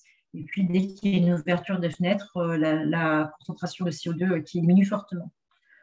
Pour ce qui est du benzène du formaldéhyde, on va se comparer donc plutôt à des valeurs limites, puisqu'on est sur une seule campagne de mesure. L'idéal est toujours de faire 2 campagnes de mesure, mais là, on est plutôt sur un aspect exploratoire pour voir dans un premier temps ce qui peut poser souci dans le logement. Donc, on pourra se comparer à ces valeurs de référence et puis déterminer s'il y a une problématique ou non pour un polluant. Par exemple, on voit dans cet exemple-là que sur le formaldéhyde, on a une concentration de 34 microgrammes, donc qui est supérieure à la valeur de référence de 30 microgrammes. Et puis sur les COV, par exemple, on verra les différents types de COV qui ressortent, qu'on peut classer par famille, parce qu'il y en a nombreux. Et par exemple, on voit sur cet exemple que le composé organique volatile qui ressort, c'est le limonène, donc qui appartient à la famille des terpènes. Donc en fait, le limonène, il est présent naturellement dans les oranges, c'est l'odeur de citron, mais par contre, c'est vrai qu'il est souvent ajouté dans les produits d'entretien, donc c'est pour ça qu'on le retrouve parfois dans les milieux intérieurs. Alors, on peut comme je vous le disais, on peut les regrouper par famille et voir s'il y a une prédominance d'un type de composé organique volatile. Et puis aussi, voir la dynamique. Donc là, par exemple, on voit donc il y a 2 types de COV, les COV totaux. On voit finalement qu'on a une augmentation de ces COV à certains moments de la journée. Donc après, on peut faire des liens en fait avec les questionnaires qu'on aura laissés au domicile pour voir s'il y a des activités en lien avec ces augmentations. Dans certains cas, on peut aller jusqu'à la recherche de sources, donc par exemple sur des matériaux, notamment pour le formaldéhyde, mais ça peut être le cas aussi pour les composés organiques volatiles. Donc, on a des champs d'émission qu'on va laisser sur les différents matériaux. Alors, il y a différents types. Ce qu'on utilise habituellement maintenant, c'est en fait une simple boîte, une petite boîte avec un filtre qui est imprégné d'une substance qui va absorber le formaldéhyde. On va les laisser entre 2 et 7 heures. Et puis, ça nous permettra de déterminer par le facteur d'émission du matériau, c'est-à-dire combien il émet de formaldéhyde par mètre carré, puis par heure.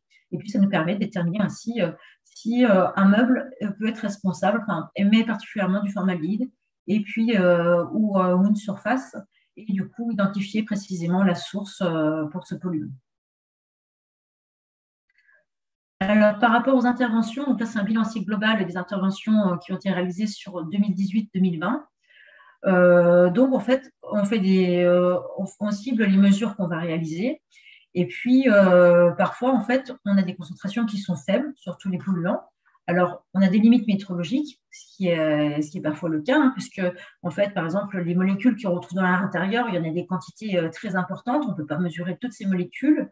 Voilà, mais on cible les polluants qui sont identifiés comme les plus toxiques, avec un impact sur la santé le plus important sur la qualité de l'air intérieur, et puis qui sont documentés. Donc, des fois, on a des résultats où on la conclusion et il n'y a pas de problème sur ces polluants dans le logement.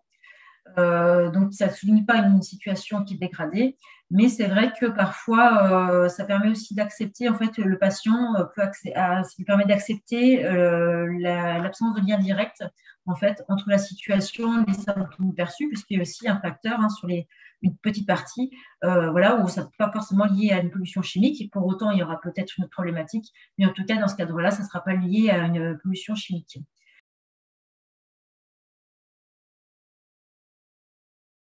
tiens à remercier particulièrement les intervenants de ce soir qui se sont mobilisés. On est désolé pour le retard qu'on a pris. On vous remercie également pour votre patience. Et écoutez, n'hésitez pas à nous poser vos questions par mail. Vous aurez nos coordonnées. Vous avez les coordonnées de la BAL PRSE sur l'invitation qui vous avait été transmise pour vous inscrire à ce webinaire. Vous aurez aussi les coordonnées de la P3A dans le PowerPoint et d'Atmo Grand Est. N'hésitez pas à revenir vers nous si vous avez d'autres questions. Et puis, on espère que cette présentation vous aura permis de mieux comprendre le dispositif Interagir tel qu'il est mis en place dans notre région et tout l'intérêt aussi de faire intervenir les CEI pour vos patients. Et on vous souhaite tous une très bonne soirée. Je vous laisse peut-être la parole à Claudia, Martine, si vous souhaitez dire un petit mot. Alors, je ne sais pas si on m'entend. Oui. Oui, oui, alors, Martine. Je vous souhaite, merci Stéphanie pour cette conclusion. Merci aux participants et aux intervenants pour leur présence et leur témoignage. Et puis, merci à Claudia pour sa présentation et bonne soirée à tout le monde. Merci. Voilà. Moi, je voulais juste finir, si effectivement, par rapport à des demandes de visite ou autres, vous avez des questions, n'hésitez pas à me transmettre un mail sur la messagerie contact.p3a@gmail.com. C'est celle qui sera dans la présentation. N'hésitez pas, je serai à vos dispositions pour tout complément d'information pour une éventuelle prise en charge d'un de vos patients. Voilà. Merci à vous en tout cas d'avoir suivi le webinaire jusqu'à si tardivement. Bonne soirée à tous en tout cas. Voilà. Et encore Merci. nos excuses pour cette interruption un peu brutale, navrée, mais vous aurez tous les éléments. À très bientôt. Au revoir. Bonne soirée à tous. Au revoir. Au revoir.